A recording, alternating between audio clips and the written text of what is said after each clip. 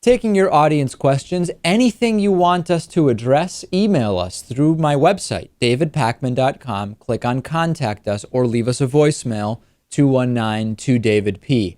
Clarence wrote to me and he said, where do you guys gather the information that you use for stories on the show, research? Where do you get your ideas? It's kind of like a two-part thing, Lewis. Number one, we have, 30 or 40 online news websites, blog sites, etc., that we can kind of go through to get ideas for stories we may want to talk about. These include everything from Raw Story and the new civil rights movement, looking at Huffington Post and Drudge Report to see what's popular, Alternet, The Blaze. We look at both conservative and liberal websites. That's part one. But part two is that we get tons of stories sent to us via email, Lewis. I know you get a lot now that people want to send stories in for the bonus show.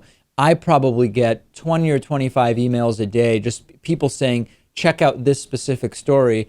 I don't know if this is an overstatement, Lewis, but I would say about half of the stories we cover are stories we didn't come across on our own, or if we did, they had already been sent in by a viewer.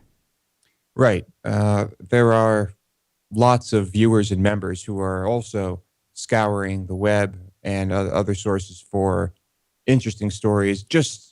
That's just what they do. A lot of them, they're not necessarily looking for stories to send to us, but if they happen across something that they think is interesting or important, they'll send it our way. And that's big because we're not going to spot all of the good stories. There's just too much out there. Yeah, and not to mention, not only is it practically convenient, but we want to be covering stories that are of interest to people in our audience. And if one person sends us a story, one or two people, and they think the same story is interesting, it's likely that that story would be a good one for our audience. And it only makes sense that we would want to cover those things.